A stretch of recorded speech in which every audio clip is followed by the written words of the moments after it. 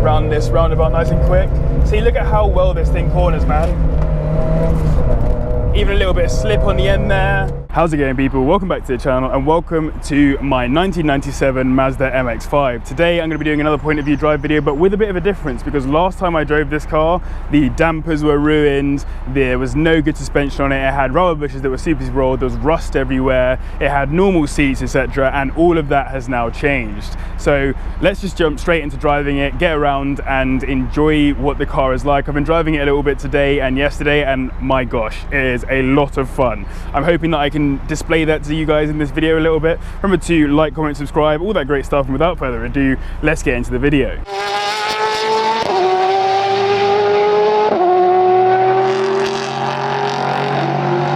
So yes, as I said, my 1997 Mazda MX-5, what it has is Vmaxx Extreme Suspension on the front and rear. It's got height and damping adjustability. I've also got the Energy Suspension Poly Boshes on there too, and the H&R Anti Roll Bars underneath to give it a real stiff feeling to the car. If I go inside, you'll see Sparco Sprint Seats with Motamec 4-point harnesses, and then the TR lane roll bar, which might be easy to see from the back here. You can just about see that TR lane roll bar there. So let's just jump straight into it, and by jump in I mean very undignifiedly climb into it, because as a 6-foot male it's not an easy task, particularly when you get a seat such as the Sparco Sprint Sky Seat, where I think it's made for people up to 6 foot and 32-inch waists, and I am 6 foot with a 32-inch waist. So it means that I only just about fit into the seat properly. It does take me ages to get it on as well, so apologies if the microphone's getting harassed by this seat belt right now. Oh my gosh, there we go. Cool. I think we should put those on and give it a little bit of a drive. So putting off nice and slowly. Nothing major to report, I suppose. This road here is just a nice little private road that I like to come down to record some of my videos. Immediately, what I would say about the car compared to the last time I drove it is that the rear suspension is flat. It sits completely solid and stiff, and actually probably needs to be adjusted. In fact, let's slow down here because we're in a tunnel. Just drop that window.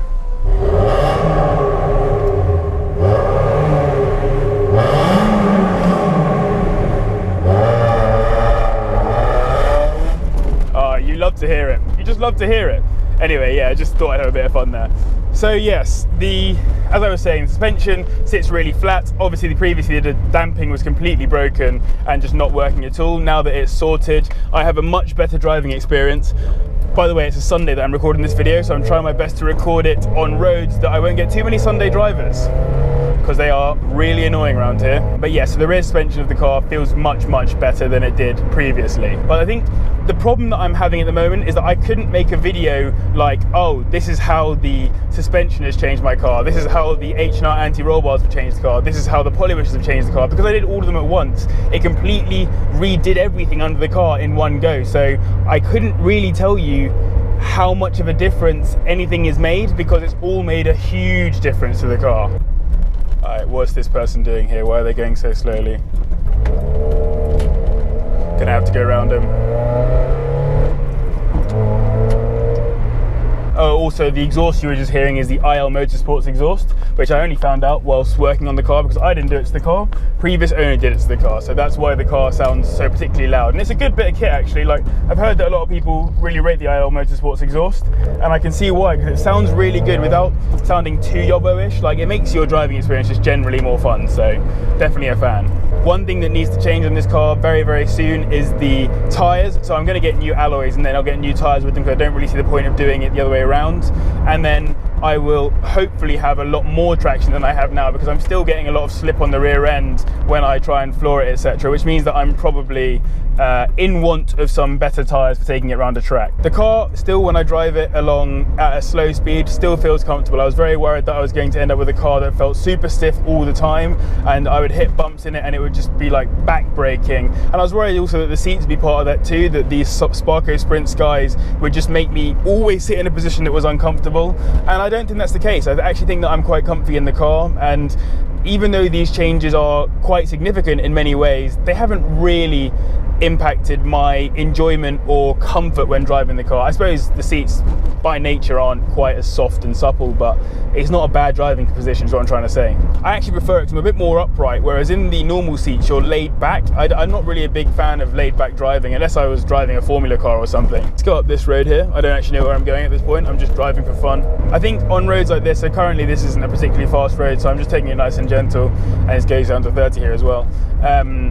Because of like on roads like this, you'd love to send it and just floor it around them, but I think for the sake of caring for those horsies over there, and also for the sake of not looking like a yob, I'm just going to stick to the old speed limit and let the car just roll along gently. What has definitely changed is the point and squirtness of the turning. You can just really point the car wherever you want it to go, and it's a really fun experience, it's got to be said.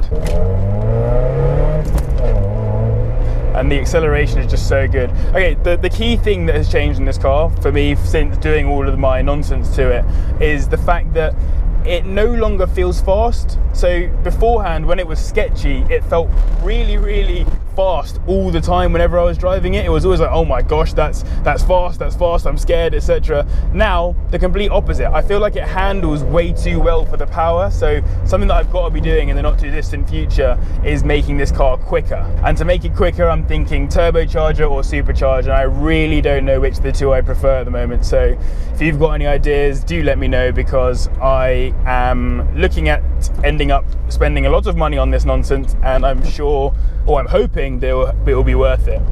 I'm thinking turbocharger would sound cooler, and we all love turbos, but supercharger would be much more useful on a track, and obviously this car is made to be both road and track enabled, so what's the point of coming onto boost really high up in the revs when you might be getting that power further down low with the supercharger? So I don't know, I'm in two minds about it. Let me know in the comments what your thoughts are. I really like wearing harness seat belts. It's annoying sometimes because I can't, in fact these people are going to have to reverse because I don't know where they think I'm going to go right now. You're not going to make me reverse with my TR lane roll bar, are you? Surely not. Look at this roll bar, mate. It's not going anywhere, son. Come on. I've only got a limited amount of space on my memory card. Oh my word. What is he doing? Is he going for a full-on reverse in 3.10? Interesting. Alright then. People do some madness, I swear. I didn't even know what I was talking about. Probably wasn't that important. But yes, the car drives really nice, really comfortably. Oh yeah, that's what I was saying, it turns. So in terms of how it turns, it's so sharp. I think that's probably a testament to the poly bushes, because the polys are obviously supposed to make the car feel that little bit more sharp on the road. We've got a bit of national speed limit, so we'll probably send it a bit more, try not to hit that pigeon. It just really wants to go, and it feels so comfortable at any speed that I do.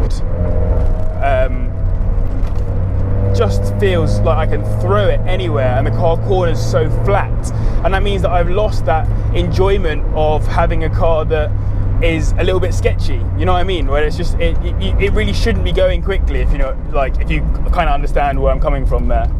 Come on, just do the speed limit and I'll be fine. I do find that, like, people who do like 15 miles per hour under the speed limit, as this dude, it pisses me off. If they hit the speed limit, I'd be fine. Like 50 miles per hour, all good and well, I wouldn't worry about it. But as soon as they start doing like 10, 15 miles per hour on the speed limit, I'm like, come on fam, I've got places to be. I'm a busy man, I've got stuff to do fam. All right, let's see if we can get around these two who are being slow and get ourselves round this roundabout nice and quick. See, look at how well this thing corners, man. Even a little bit of slip on the end there. Oh mate, it's just so much fun to drive. Like, really honestly, the car just wants to go, and I'm so glad that I have a car that does stuff like that. Just kicks the back out a tiny bit, easy to grab, not like nothing too sketchy. You can just send it however you want to, and I think that's a real testament to how much fun a Mazda MX-5 is. I really did not expect that when I bought the car. I didn't expect it to be this much fun.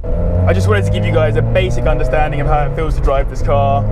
It's been changed significantly since doing the modifications to it. I really, really feel very comfortable driving it. I feel very at ease all the time. like, it feels slow. It feels like I'm just driving really, really slowly, and when it accelerates, it feels slow. When I do anything, it feels slow, and it honestly just handles so good. So the plan has to be to get more power out of this car, so that it feels like it's on the absolute Goldilocks middle ground, where you're getting the power that you want, and you're getting the handling that you want all in one go. Look, check out this corner here, right? Let's just see if we can go around here nice and quick. There's no one, oh, there's a police car. Let's not go around, actually let's go straight instead. So here we are coming down towards a roundabout that it's often quite easy to get the back around on. We'll see if it comes round or not as we come towards it here. And theoretically, it should be a nice little slip, nothing major. But you should get an idea of how well the car handles in these kind of situations. It didn't even want to slip. I just floored that in second gear, and it did not want to slip even a little bit. It was just super chilled around the corner, nothing of any real interest. Those police are definitely on a hunt. I'm gonna have to chill out. Gonna have to chill, boys, as Stradman would say. All right, we need to chill. Whatever it is that he says, you know what I'm saying? Oh my word. People, fam. People are mad. They are mad. I'm sorry, I go really like roadman whenever people are being idiot drivers. Here again, you can see, turning that corner there, just so flat. Right, okay. Boys, girls, everyone involved, I'm going to sign off there. Massive thank you to the patrons as always for enabling this stuff. Thank you for watching. Without you guys watching, I would not be able to afford doing fun stuff like this. Remember to like, comment, subscribe, all that great stuff. And as always, thank you very much for watching. I'll see you in the next one.